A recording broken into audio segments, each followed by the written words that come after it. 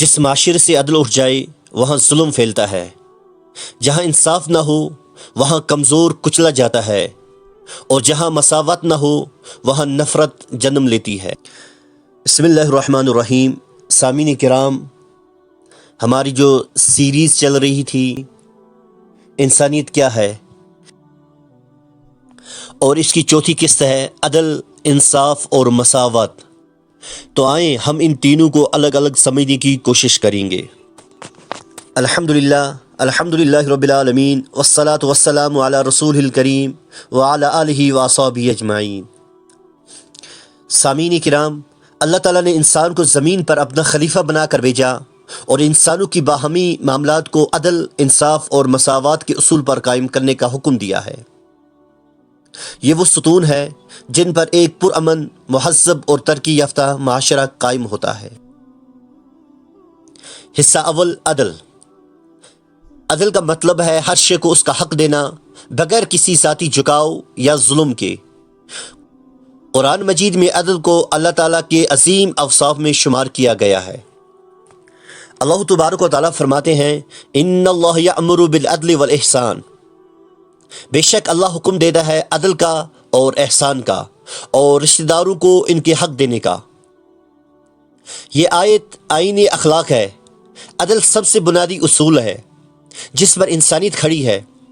اللہ تعالیٰ عدل کو عبادت سے پہلے بیان کرتا ہے، کیونکہ معاشرتی عدل کے بغیر انسان کا ایمان مکمل نہیں۔ نبی کریم صلی اللہ علیہ وسلم نے عدل کرنے والوں کو قیامت کے دن بلند مقام کی بشارت دی ہے، چاہے وہ کسی چھوٹے منصب پر ہوں یا بڑے۔ المقسطون علی منابر من نور عند اللہ۔ عدل کرنے والے قیامت کے دن اللہ کے یہاں نور کے ممبروں پر ہوں گے۔ یہ صرف قاضی یا حاکم کے لیے نہیں، بلکہ ہر والد، استاد، تاجر، امام وغیرہ کے لیے ہے جو عدل کے ساتھ فیصلہ کرتا ہے۔ سیرت مصطفیٰ صلی اللہ علیہ وسلم سے عدل کا عملی نمونہ۔ جب ایک قریشی عورت نے چوری کی، لوگوں نے سفارش کی تو آپ صلی اللہ علیہ وسلم نے فرمایا، اگر فاطمہ بنت محمد بھی چوری کرے تو میں اس پر بھی حد قائم کرتا۔ سب سے بڑا عدل، غزوہ بدر کے قیدیوں کے ساتھ بھی انصاف کیا، ان کے ساتھ مہربانی، کھانے پینے میں برابری کی۔ آج کے دور میں عدل کی کمی۔ آج کے دور میں طاقتور کو بچایا جاتا ہے، کمزور کو سزا دی جاتی ہے، عہدوں میں، عدالتوں میں، میڈیا میں جھکاؤ ہوتا ہے۔ عدل کو صرف عدالت تک محدود نہ کریں، گھر کے فیصلوں، کاروباری معاملات، وراثت اور دوستی میں بھی عدل ضروری ہے۔ حصہ دوم، انصاف۔ انصاف عدل کی عملی صورت ہے۔ یہ ہر فرد، ادارے اور معاشرے کی ذمہ داری ہے۔ اللہ تبارک و تعالیٰ فرماتا ہے، یا ایھا الذین آمنوا کونوا قوامین بالقسط شہداء للہ۔ اے ایمان والو، انصاف پر قائم رہنے والے بنو اور اللہ کے لیے گواہی دو، چاہے وہ تمہارے خلاف ہی کیوں نہ ہو۔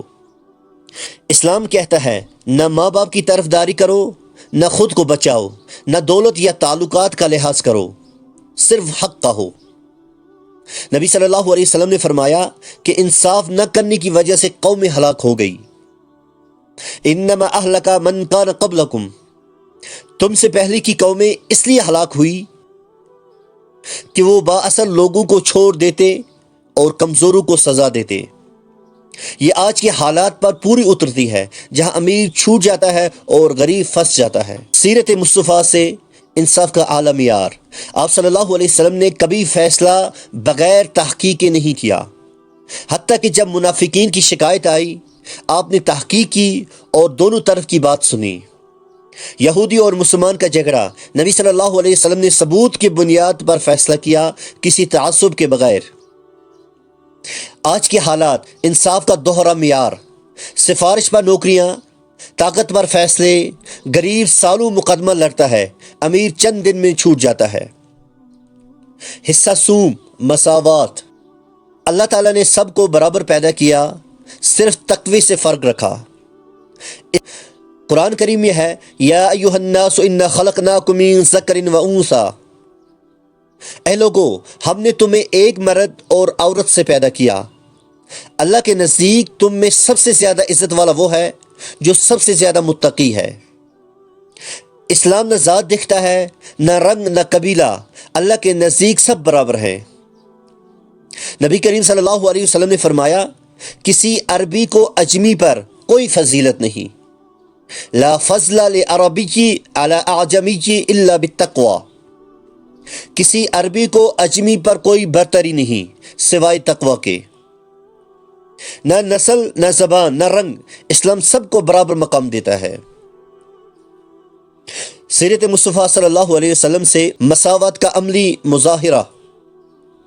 حبشی بلال رضی اللہ تعالی عنہ کو مؤذن بنایا، جنہیں قریش کمتر سمجھتے تھے۔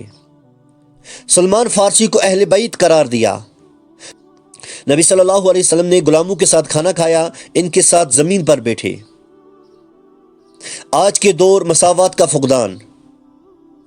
آج کے دور میں ذات پات، فرقہ، علاقہ سب کے نام پر تفریق، تعلیم، نوکری، رشتے سب میں نسلی تفریق۔ اسلام ہمیں سکھاتا ہے کہ سب برابر ہیں، عزت تقوی سے ہے، دولت یا زبان سے نہیں۔ اسلامی عدل و انصاف کا حل آج کے معاشرے کے لیے: ہر فرد اپنے گھر، ادارے اور معاشرات میں انصاف پر عمل کرے۔ فیصلہ صرف ذاتی تعلقات نہیں بلکہ حق کی بنیاد پر ہو۔ مساوات کا مطلب صرف برابری نہیں بلکہ ہر ایک کو اس کا جائز حق دینا۔ اگر آپ معاشرے میں حقیقی تبدیلی چاہتے ہیں تو عدل و انصاف کے علم کو بلند کریں۔ اپنے گھروں میں، مساجد میں، کاروبار میں، سیاست میں، ہر جگہ عدل اپنائیں۔ بچوں کی تربیت میں، شوہر بیوی کے درمیان، وراثت کی تقسیم میں عدل ہونا چاہیے۔ آخری الفاظ: ہمیں نبی کریم صلی اللہ علیہ وسلم کی سیرت سے سیکھنا چاہیے۔ وہ سب سے زیادہ عدل کرنے والے تھے، سب سے زیادہ رحم دل، لیکن سب سے بڑے منصف بھی تھے۔ عدل، انصاف اور مساوات صرف کتابی باتیں نہ بنیں بلکہ ہماری زندگی کا حصہ بنیں۔ اللہ تعالی ہمیں سننے سے زیادہ عمل کرنے کی توفیق عطا فرمائے۔